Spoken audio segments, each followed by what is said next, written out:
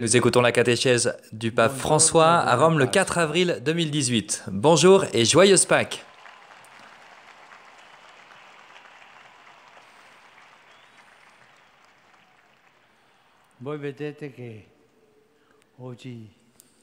Alors vous pouvez voir qu'aujourd'hui, il y a beaucoup de fleurs sur la place.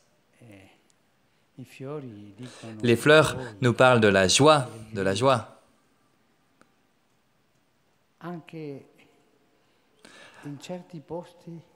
Dans certaines régions, on appelle Pâques la Pâques fleurie, Pasqua fiorita en italien, parce que c'est Jésus ressuscité qui éclot, la fleur nouvelle, notre justification qui éclot, la sainteté de l'Église qui éclot, qui fleurit. Voilà pourquoi il y a tellement de fleurs sur la place, car la résurrection, c'est notre joie, et toute la semaine, nous célébrons la Pâque, toute la semaine. Voilà pourquoi, à nouveau, nous nous redisons « Joyeuse Pâques !» Joyeuse Pâques à tous. Et les gens répondent « Joyeuse Pâques !»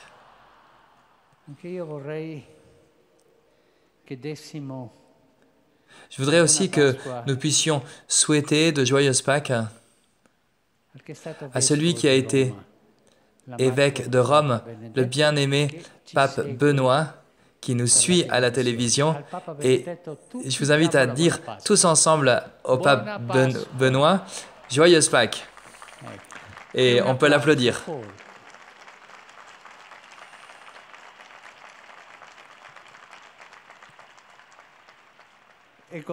Dans cette catéchèse, nous concluons le cycle consacré à la messe, qui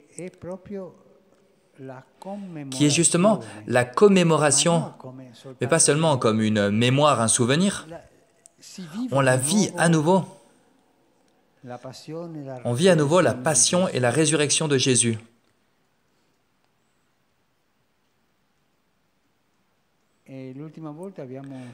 La dernière fois, nous sommes arrivés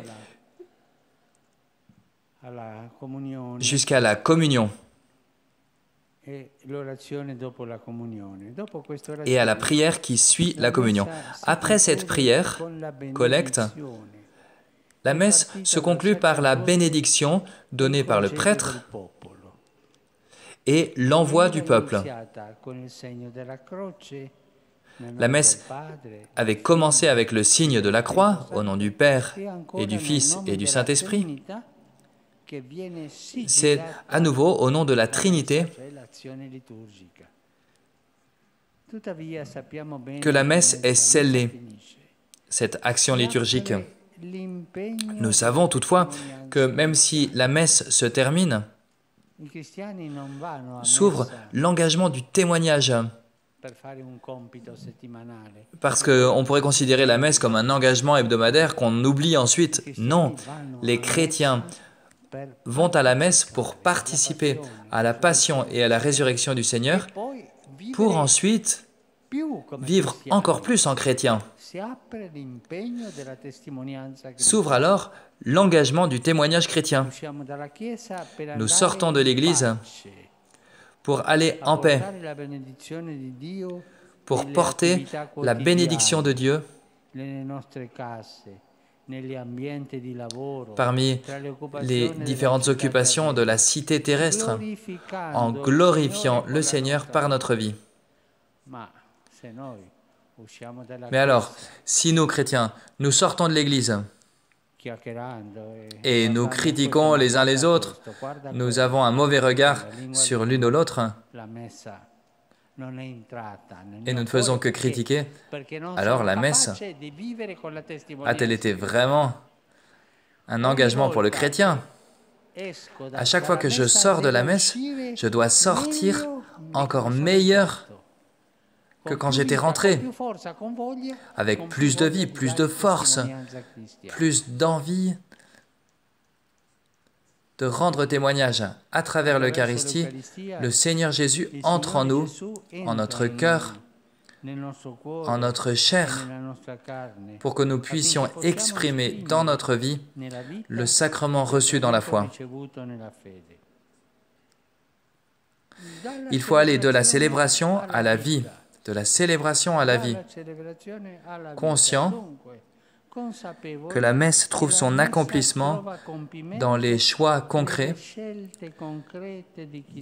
de celui qui se laisse engager à la première personne dans les mystères du Christ. Nous ne devons pas oublier que nous célébrons l'Eucharistie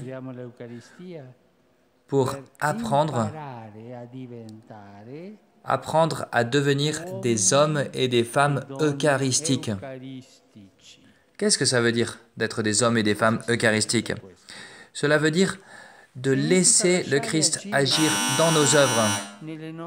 Laisser le Christ agir dans nos œuvres, que ses pensées soient nos pensées, que ses sentiments soient nos sentiments, que ses choix soient nos choix. Voilà ce que c'est que la sainteté. Faire ce que le Christ a fait, c'est ça la sainteté chrétienne. Saint Paul l'exprime avec précision quand il parle de sa propre assimilation à Jésus. Il dit « Je suis crucifié avec le Christ, et ce n'est plus moi qui vis, c'est le Christ qui vit en moi. Et cette vie que je vis dans le corps, je la vis dans la foi au Fils de Dieu qui m'a aimé et qui s'est livré pour moi. » Voilà le témoignage chrétien. L'expérience de Paul nous éclaire, nous aussi, dans la mesure où nous mortifions notre égoïsme. C'est-à-dire que nous faisons mourir ce qui s'oppose à l'Évangile et à l'amour de Jésus. Et alors, peut se créer en nous un plus grand espace pour la puissance de son esprit.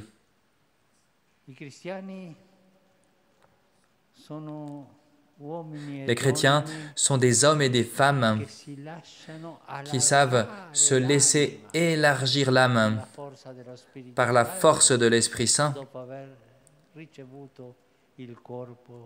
après avoir reçu le corps et le sang du Christ. Laissez-vous élargir l'âme, pas des âmes toutes petites, toutes fermées, égoïstes. Non, des âmes très grandes, très larges.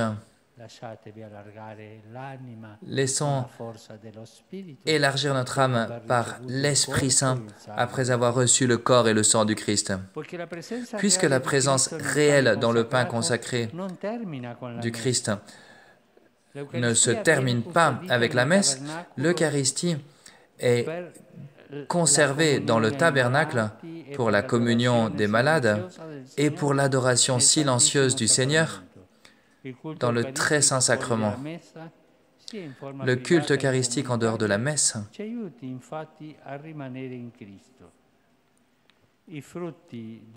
les fruits de la messe sont donc destinés à mûrir dans la vie de tous les jours. Nous pourrions le dire en forçant un peu l'image. La messe est un peu comme la semence qui va germer dans les œuvres bonnes, dans les attitudes qui vont nous faire ressembler à Jésus.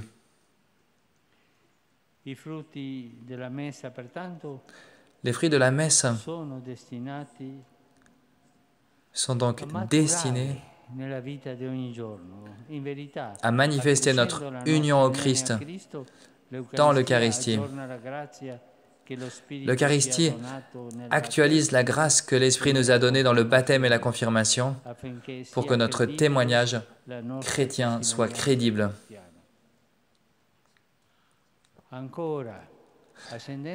Elle allume dans nos cœurs la charité divine et alors l'Eucharistie nous sépare du péché. Plus nous participons à la vie du Christ, plus nous progressons dans son amitié, plus il nous est difficile de nous séparer de lui par le péché mortel. Quand on s'approche de manière régulière du banquet eucharistique, notre lien avec la communauté chrétienne s'affermit selon le principe que l'Eucharistie fait l'Église. Elle nous unit tous. Enfin, pour ne pas trop rallonger cette catéchèse, pour participer à l'Eucharistie, nous engage dans notre dévouement pour les autres. Elle nous invite à passer de la chair du Christ à la chair des autres. C'est en eux qu'il attend que nous le reconnaissions, que nous le servions et que nous l'aimions. En portant le trésor de l'union avec le Christ dans des vases d'argile, nous avons constamment besoin de retourner au Saint-Autel jusqu'à ce qu'au paradis, nous puissions goûter pleinement la béatitude du banquet des noces de l'agneau. Rendons grâce au Seigneur pour ce chemin de redécouverte de la Sainte Messe qui nous a donné de parcourir ensemble, et laissons-nous attirer avec une foi renouvelée vers cette rencontre avec Jésus ressuscité, mort et ressuscité pour nous, Jésus présent aujourd'hui. Et que notre vie soit toujours donc fleurie comme la Pâque fleurie, avec les fleurs de l'espérance, de la foi, des œuvres bonnes. Que nous puissions toujours trouver la force pour cela dans l'Eucharistie, dans l'union avec Jésus. Bonne Pâque, joyeuse Pâque à tous.